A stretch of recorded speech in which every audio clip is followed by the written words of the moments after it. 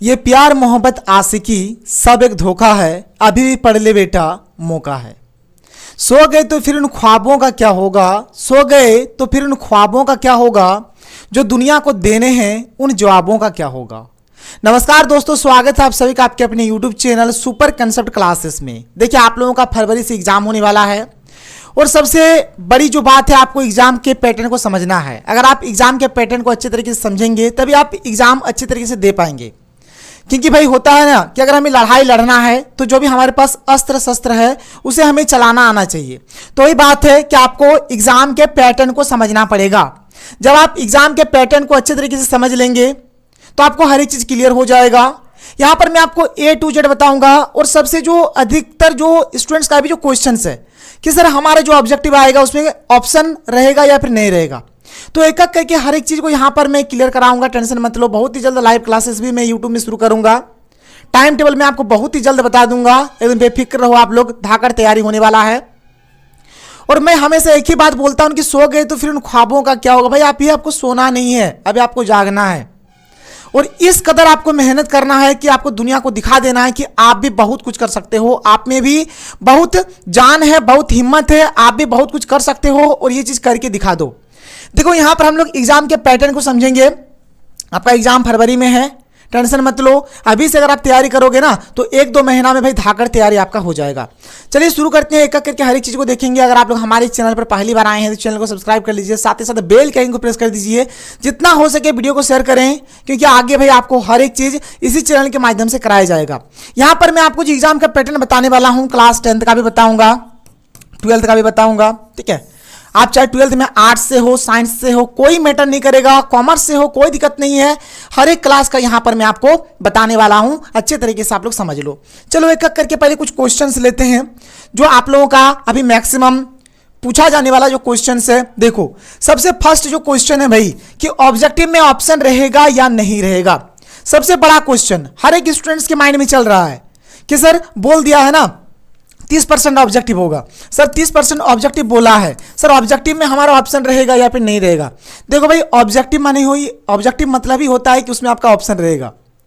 Objective का meaning ही होता है कि उसमें ऑप्शन रहेगा, मतलब जान लो यहां पर ऑप्शन भाई हमारा रहेगा, ऑप्शन रहेगा, ऑप्शन रहेगा। टेंशन मत लो, आपका ऑप्शन रहने वाला है। ऑब्जेक्टिव मतलब ही होता है कि उसमें ऑप्शन रहेगा, मतलब इसमें ऑप्शन आपका होगा। एक क्वेश्चन रहेगा उसमें 4 ऑप्शन दिया रहेगा, जो ऑप्शन आपको सही लगे आप उसके ऊपर टिक करो। आगे देखो अगला जो क्वेश्चन है आपका कि सर एग्जाम कैसे होगा। तो देखो भाई इसमें अगर आप देखा जाए कि आपका OMR शीट पे एग्जाम होगा या फिर उत्तर पुस्तिका पे एग्जाम होगा या फिर OMR शीट पर भी होगा, उत्तर पुस्तिका पर भी होगा, किस पे एग्जाम होगा। तो देखो भाई आपका इस साल जो एग्जाम होने वाला है उत्तर पुस्तिका पर होगा, उत्तर पुस्तिका पर होगा, उत्तर पुस्तिका पर आपका एग्जाम होगा। OMR शीट पर एग्जाम नहीं होगा, OMR शीट पर एग्जाम नहीं होगा। मतलब क्या होने वाला, ध्यान से सुन लो बात को और आपको मैं आगे प्रैक्टिकली समझाऊंगा भी इस चीज को। जैसे आपका मान के चलो क्वेश्चन है, जैसे क्वेश्चन है इसमें 4 ऑप्शन है, मान के चलो ये क्वेश्चन नंबर 1 हुआ, ठीक है। इसमें 4 ऑप्शन है, ऑप्शन A है, B है, C है, D है। आपको यहाँ पर OMR शीट नहीं मिल रहा है कि आप यहाँ पर गोल गोल करोगे, नहीं मिलेगा आपको OMR शीट। आपको क्या करना है, ये जो उत्तर पुस्तिका मिलेगा उसी पे आपको, जैसे क्वेश्चन नंबर 1 है डैश दे के आपको मान के चलो ये ऑप्शन नंबर B सही होगा, ऑप्शन नंबर B में मान के चलो हमारा राम है, मान के चलो राम है, तो बस यहाँ पर B लिख देंगे और यहाँ पर इस प्रकार से हम लोग राम लिख देंगे। तो ऐसे करना है, आगे सब कुछ क्लियर होगा, टेंशन मत लो। मैं आपको लाइव एकदम प्रैक्टिकली समझाऊंगा कि किस प्रकार से होने वाला है। तो मतलब ऐसे होगा, मतलब आपका OMR शीट पर एग्जाम नहीं होगा भाई, OMR शीट को मैंने काट दिया। आपका जो एग्जाम होने वाला है उत्तर पुस्तिका पर एग्जाम उत्तर पुस्तिका पर एग्जाम होने वाला, मतलब जो एग्जाम होगा वो उत्तर पुस्तिका पर होगा और कुछ इस प्रकार से आपको उत्तर पुस्तिका पे लिखना है, चाहे ऑब्जेक्टिव हो चाहे सब्जेक्टिव हो। आगे देखो, आगे अगर हम लोग बात करें समय कितना मिलेगा सर। तो देखो समय, एग्जाम भाई कोई भी एग्जाम होता है ना, एग्जाम में 3 घंटा का समय दिया जाता है, टेंशन मत लो। 3 घंटा का समय आपको इधर मिलेगा और 15 मिनट आपको एक्स्ट्रा मिलेगा, 15 मिनट एक्स्ट्रा दिया जाता है क्वेश्चंस पढ़ने के लिए। जो आपको उत्तर पुस्तिका मिलेगा उसमें थोड़ा बहुत कुछ भरने के लिए, तो मतलब इतना समय आपको मिलेगा। 3 घंटा 15 मिनट का समय आपको दिया जाएगा। 3 घंटा लिखने के लिए दिया जाएगा और 15 मिनट का समय आपको क्वेश्चन पेपर पढ़ने में, उसमें नाम, जो लिपि, डेट, सब्जेक्ट, डेट, ये सब डालने के लिए दिया जाता है। रोल नंबर, रोल कोड, सब कुछ उसमें आप भरोगे ये 15 मिनट में, और 3 घंटा भाई आपके पास है जो अपना है। और ये 3 घंटा का कीमत ना गजब होता है। मैंने लाइफ में यहाँ पर आपको एहसास होगा कि एक एक सेकंड कितना कीमती होता है। ये जो 3 घंटा आप बिताओगे ना एग्जामिनेशन हॉल में, उस टाइम पता चलेगा कि भाई आपका एक एक सेकंड कितना कीमती है, एक एक सेकंड कितना कीमती है। टेंशन मत लो, चलो आगे बढ़ते हैं। आगे देखो भाई, अगर हम लोग न्यू एग्जाम पैटर्न को अगर देखें तो बोला गया है कि ऑब्जेक्टिव हमारा 30% होगा और सब्जेक्टिव 50% होगा। इससे हमें मान के चलो कि कुछ भी समझ में नहीं आ रहा है, नहीं आ रहा है, टेंशन मत लो। अभी मैं class bye class, class 10th का बताऊंगा, क्लास 12th का बताऊंगा। क्लास 12th में यहाँ पर आर्ट्स सिस्टम का बताऊंगा, साइंस सिस्टम का बताऊंगा और कॉमर्स सिस्टम का बताऊंगा। तीनों बताऊंगा भाई, हर एक सब्जेक्ट का नाम लेकर मैं बताऊंगा कि कैसे होगा, क्या नहीं होगा। सारा एग्जाम के पैटर्न को यहाँ पर मैं आपको समझाऊंगा। चलो आगे बढ़ते हैं, आगे देखते हैं। आगे देखो, चलो सबसे पहले बात करते हैं भाई हम लोग क्लास 10th का। देखो क्लास 10th का जो स्टूडेंट्स क्लास 10th से हो, आप लोग एकदम दिल थाम के बैठो, कॉपी कलम लेके बैठो, बल्कि लिख लो। ऐसा होने वाला है आपके एग्जाम का पैटर्न। देखो, चाहे आपका कोई सा भी सब्जेक्ट हो, चाहे आपका हिंदी हो, इंग्लिश हो, मैथ हो, साइंस हो, ठीक है, साइंस हो, आपका यहाँ पर सोशल साइंस हो, ठीक है, मैं लिख देता हूँ सोशल साइंस, यहाँ पर लिख देता हूँ सोशल साइंस, सोशल साइंस हो, सोशल साइंस हो, ठीक।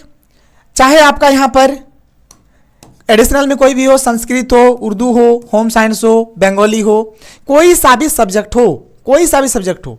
बहुत सारे बच्चे कॉमर्स भी आजकल रख रहे हैं, कोई सा भी सब्जेक्ट हो भाई, कोई बहुत सारे बच्चे कॉमर्स रख रहे हैं, तो कोई सा भी आपका सब्जेक्ट हो भाई, कोई सा भी सब्जेक्ट हो, क्लास 10th का कोई सा भी सब्जेक्ट हो, उसमें क्या होगा आपका, उसमें होने वाला है आपका 30 नंबर का, 30 नंबर का ऑब्जेक्टिव आएगा, 30 नंबर का ऑब्जेक्टिव क्वेश्चन आएगा, 50 नंबर का सब्जेक्टिव होगा, ठीक है, और 20 नंबर का भाई स्कूल की तरफ से इंटरनल असेसमेंट या फिर प्रैक्टिकल होगा।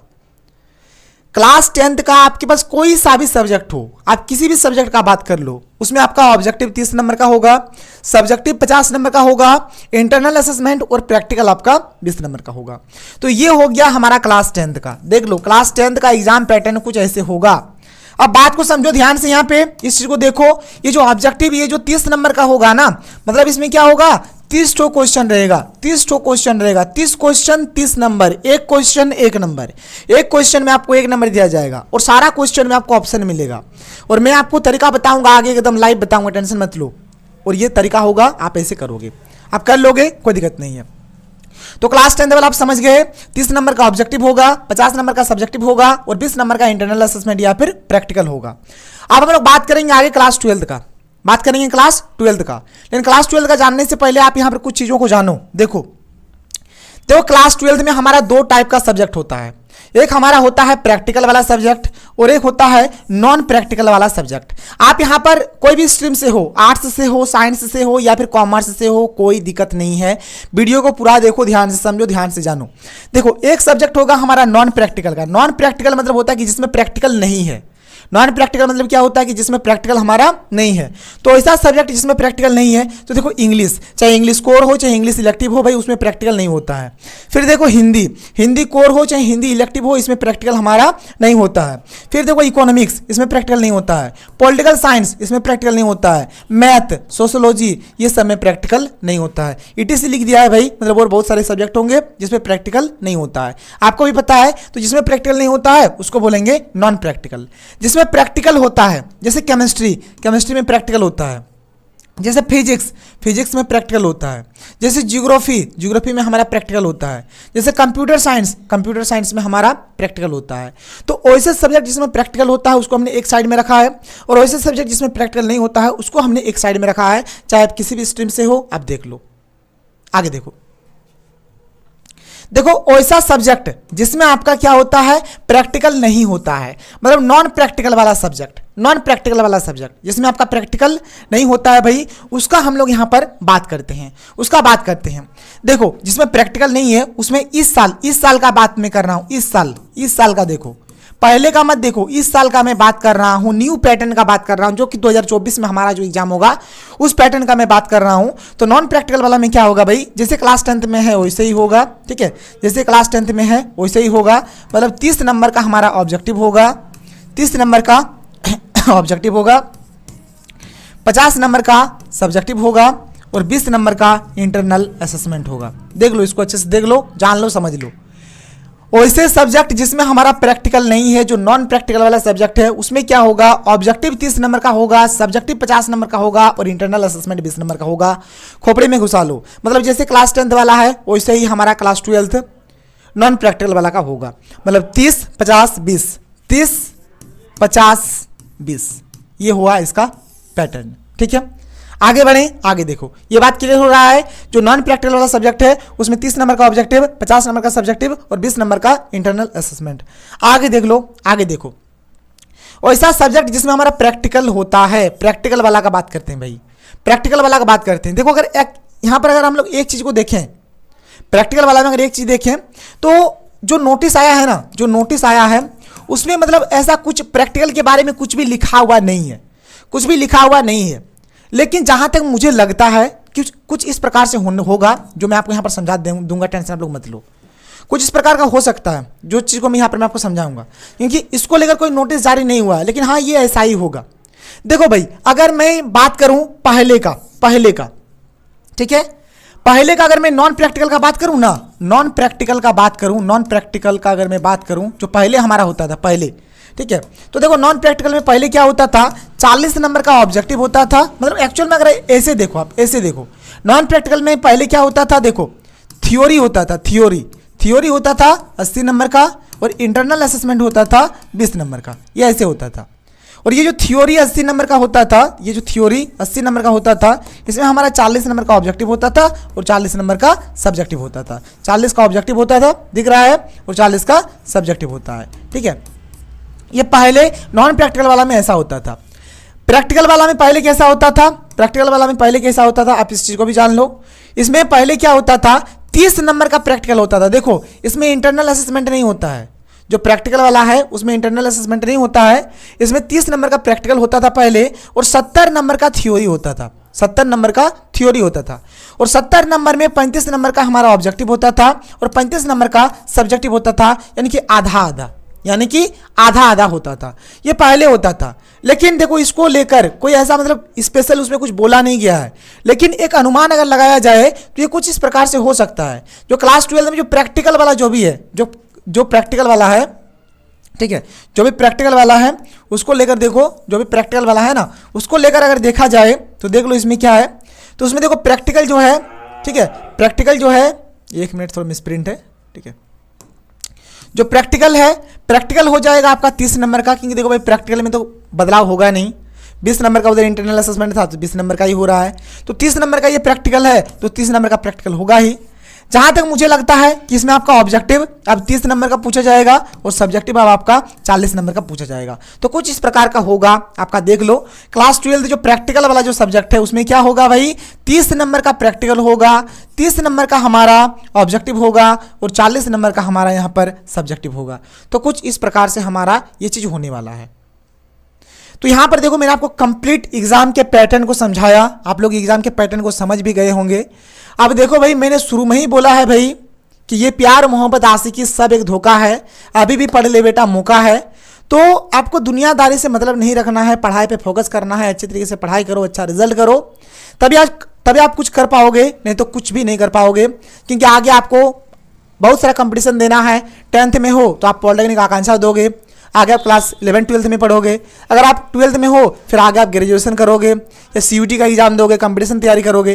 तो भाई अभी से अगर आपका बेस अच्छा रहेगा तभी आप आगे कुछ कर सकते हो, नहीं तो कुछ भी नहीं कर सकते हो। तो चलो, ये रहा हमारा आज का वीडियो। अगर आपको वीडियो पसंद है, वीडियो को लाइक करिए, जितना हो सके वीडियो को शेयर करें। तो मिलते हैं अगले वीडियो में। थैंक यू, जय हिंद।